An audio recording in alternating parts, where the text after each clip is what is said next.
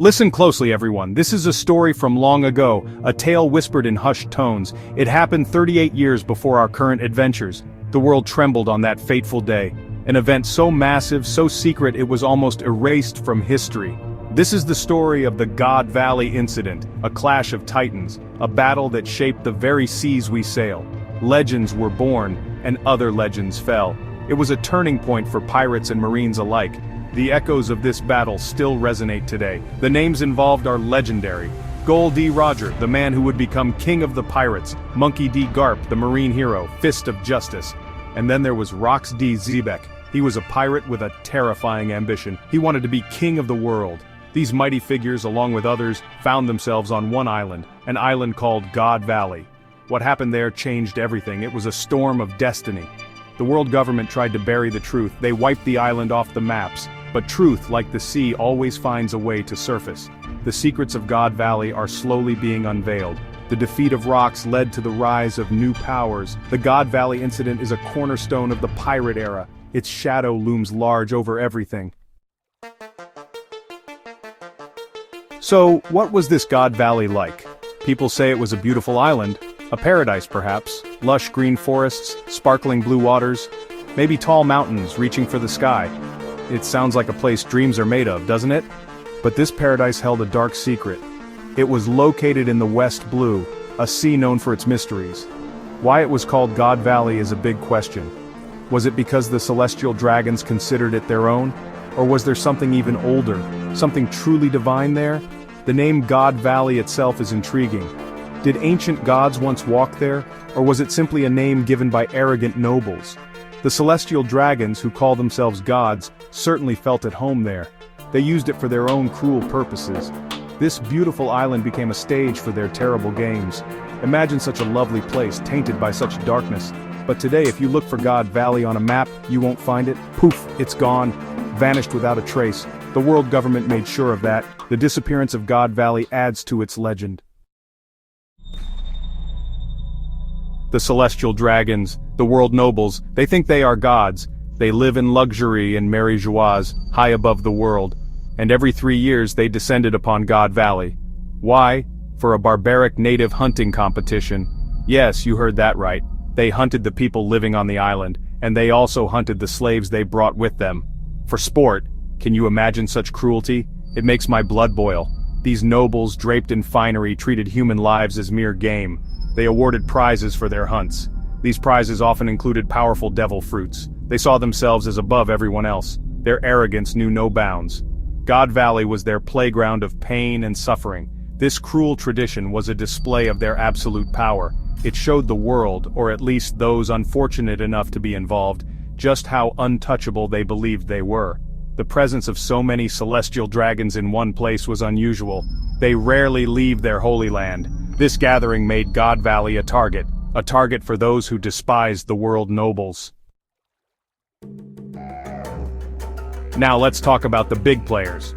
First, Rox D, Xebec. This man was a monster of ambition. He wasn't content with just being a powerful pirate. Oh no, he wanted to be the king of the world.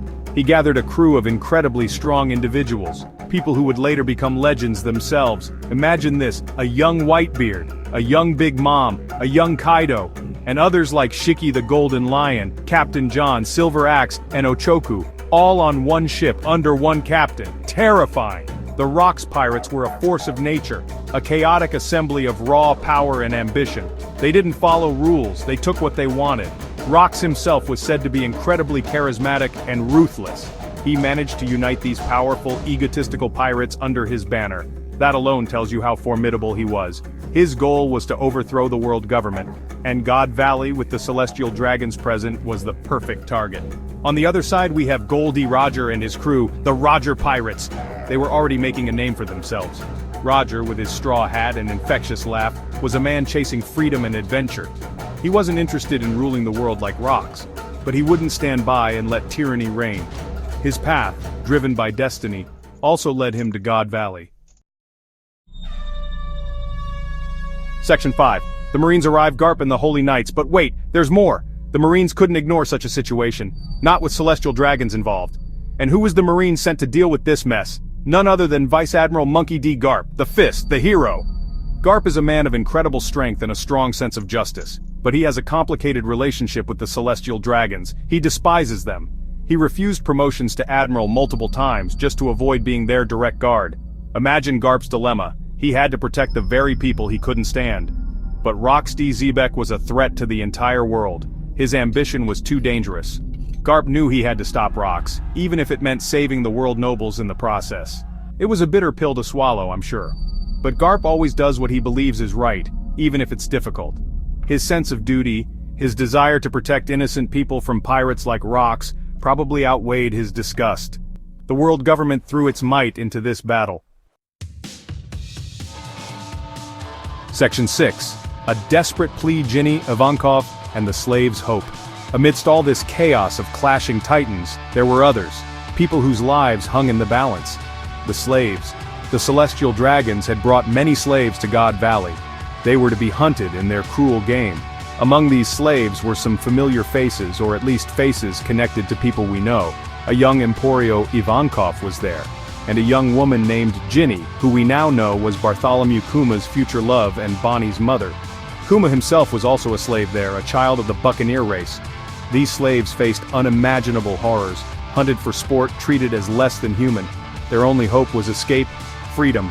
And Ginny, brave Ginny, did something incredible. She managed to send out a distress call. She leaked information about the Celestial Dragon's native hunting tournament, and the presence of valuable treasures, including devil fruits on the island. This message reached the outside world. It spread like wildfire among pirates and others. It was a desperate cry for help, but also a beacon.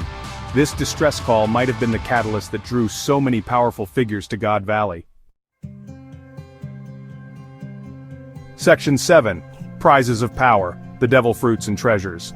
God Valley wasn't just a battleground, it was a treasure trove. The Celestial Dragons, in their arrogance, had brought many valuable items to the island. These were meant to be prizes for their disgusting hunting competition. And what kind of prizes? Devil fruits. Yes, those mystical fruits that grant incredible powers. Imagine rare and powerful devil fruits just sitting there, waiting to be claimed. This information, leaked by Ginny, was like a siren's call to pirates everywhere. We know for a fact that some very significant devil fruits were present. Big Mom, then a member of the Rox Pirates, acquired the Uo no Mi model Seryu, the mythical zone fruit that allows the user to transform into an azure dragon. And who did she give it to? A young Kaido, who was also with the Rox Pirates. This fruit was a major factor in Kaido becoming the strongest creature in the world. He ate it right there on God Valley, after Big Mom saved him. What a fateful acquisition. There were likely other devil fruits too. The presence of such powerful items raised the stakes of the battle immensely.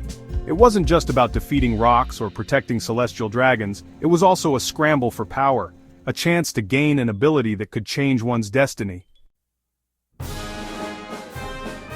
Section 8. The Cataclysmic Clash, Alliances and Annihilation. And so, the battle began. A fight of unimaginable scale. The Rox Pirates, future emperors, against Roger Pirates and Marines led by Garp. It was a desperate, brutal conflict. Gol D Xebec clashed head-on with those who stood in his way. The island trembled under their attacks, explosions, hockey clashing, the screams of battle. The most shocking part was the alliance. Gol D Roger teamed up with Monkey D Garp. These two joined forces. Gol D Xebec was too great a threat. His ambition was a danger to everyone. Roger valued freedom. Garp upheld justice, an alliance born of necessity. The battle was fierce. The Rox Pirates were incredibly powerful. Whitebeard, Big Mom, Kaido, Shiki, each a monster. But Roger and Garp were at their peak. Together they did the impossible. They defeated Gol D Xebec. The man who aimed to be king of the world was struck down. Section 9. Echoes of God. Valley, a new era. Dawns. The dust settled. Gol D Xebec was gone. The God Valley incident was over, but its impact was just beginning to ripple across the world. The Rox Pirates, the most feared crew on the seas, disbanded. Its powerful members went their separate ways. Whitebeard, Big Mom, Kaido, Shiki, they didn't just disappear. Oh no, they grew even stronger. They carved out their own territories. They became the emperors of the sea, the Yonko, who would rule the new world for decades. Gol D Roger's fame skyrocketed. Teaming up with Garp to defeat Rox was a legendary feat. It solidified his reputation as one of the most powerful pirates in the world. He continued his journey, eventually reaching Laughtail and becoming the king of the pirates. His actions at God Valley were a crucial step on that path. Monkey D. Garp was hailed as the hero of the Marines. He was celebrated for defeating rocks and protecting the celestial dragons, even though he hated that part. His legend grew, inspiring countless Marines. The world government, however, tried to bury the incident. They erased God Valley from all maps.